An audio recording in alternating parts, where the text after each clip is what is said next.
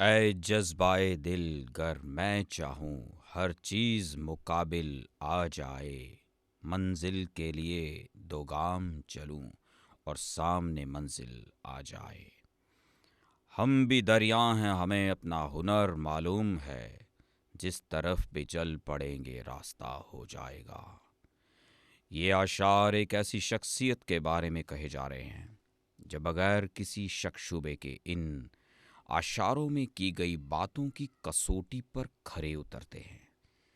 किसी शायर ने यूं भी कहा है कि यूं तो दुनिया में सभी आते हैं मरने के लिए, मौत उसी की है जिसका करे जमाना अफसोस।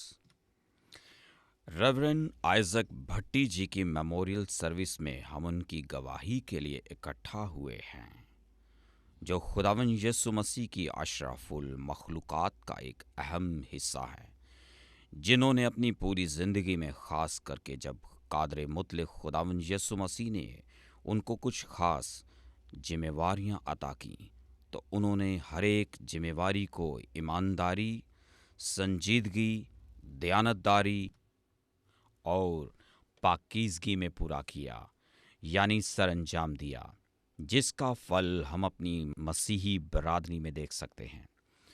उनके वसीले से कई किस्म के समाज की बेहतरी और तरक्की के काम हुए, जो कि उनकी बड़ी और अहम शख्सियत का हिस्सा थे। उनसे कोई भी इंसान अनजान नहीं है।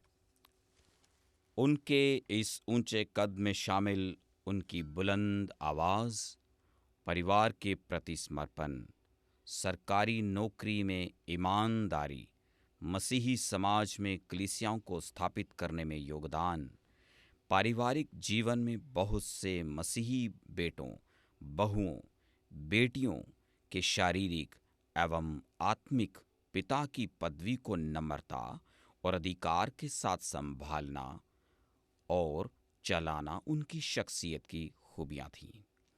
उनकी मेमोरियल सर्विस उनको सिर्फ याद करने के लिए नहीं, बल्कि उनके जीवन और उनकी जीवन शैली को सीखते हुए वैसी ही एक अद्भुत और प्रबल गवाही बनने के लिए एक स्रोत हैं। उनकी शख्सियत से या कार्यशैली को देखते हुए हम ये अनुमान भी लगा सकते हैं कि इस तरह का व्यक्ति यदि राजनीतिक जीवन में भी हस्तक्षेप करता तो हमारा मसीही समाज और भी तरक्की करता। ऐसी अद्भुत शख्सियत को हमारा शत शत नमन।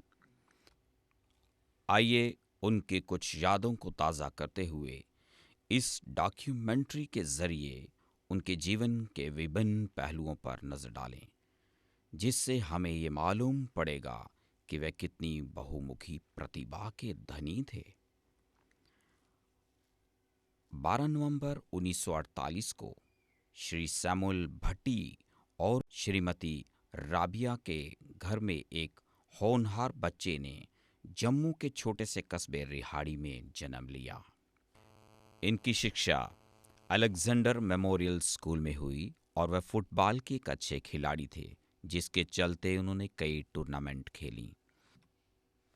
इनके अंदर अपनी बरादरी के लिए बहुत जज्बा था। इस कारण इन्होंने 2 मसीही नाटक करवाए और उसमें उन्होंने खुद एक कलाकार के रूप में एक अच्छा अभिनय किया और लोगों ने बहुत पसंद किया, जिनके शीर्षक थे नन्ना बादशाह और नूरे इलाही। म्युनिसिपल कॉरपोरेशन जम्मू में नौकरी के दौरान उनकी कुछ यादें, जिसमें रेवरेंड आइजक भट्टी जी ने कई प्रकार की सामाजिक सेवाएं की, जिसमें उन्होंने कम से कम 60 से 70 लोगों को अपने असर रसूख से नौकरी दिलवाई, जिससे कितने परिवार खुशहाल हुए। 13 फरवरी 1975 को आदरणीय श्रीमती शांता जी के साथ वो विवाह के पवित्र बंधन में बंध गए।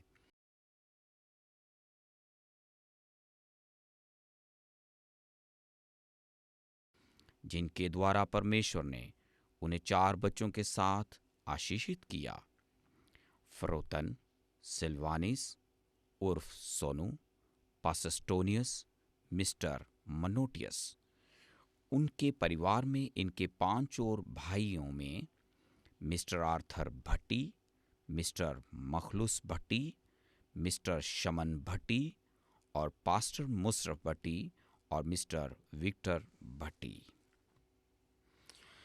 जब वे बहुत जवान ही थे तो इनके पिताजी बीमार होने के चलते इस दुनिया से चले गए और जाते जाते इनको बोल गए अपने भाइयों को नहीं छोड़ना और उनकी नौकरी लगवाकर शादी करवाकर इनको सेटल करना।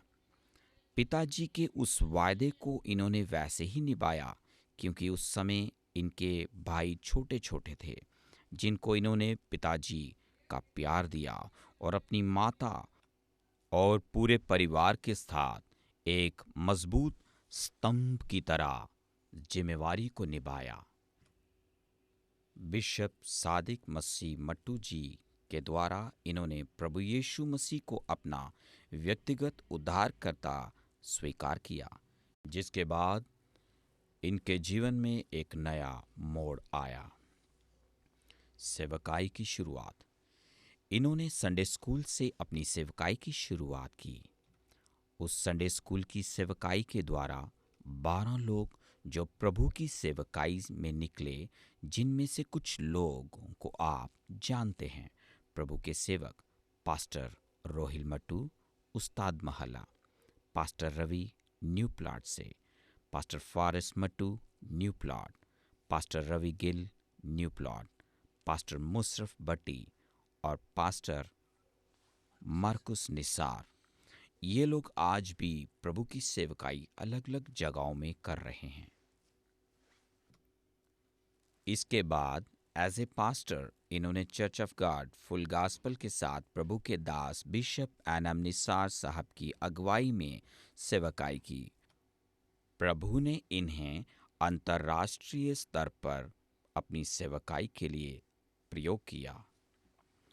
Church of God evangelical fellowship 1997 में प्रभु जी की अगुवाई प्राप्त करते हुए बिशप सादिक मसीह मट्टू, रेवरेंड आइजक भट्टी, रेवरेंड पॉल गिल और रेवरेंड खुर्शीद गिल, इन 4 लोगों ने मिलकर church of God evangelical fellowship की शुरुआत की और इन 4 लोगों ने church of God evangelical fellowship की नींव रखने में खास योगदान दिया। 2012 में हाउस ऑफ प्रेयर के नाम से सेवकाई की शुरुआत एक छोटे से कमरे से की और प्रभु रोज इस सेवकाई को बढ़ाता रहा।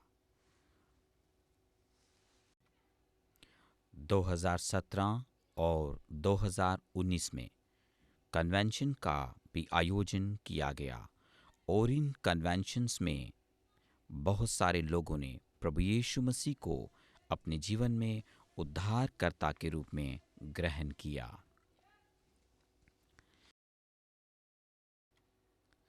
जीवन के आखिरी लम्हों में शारीरिक रूप में अति निर्बल और असहाय होने के बावजूद भी वह आत्मिक भजन और ज़बूर गाते रहे, जिसकी बहुत से लोगों ने गवाही दी। आखिर में आत्मिक जीवन और मैदाने जंग में इस मसीही योद्धा ने 2021 को अंतिम सांस ली।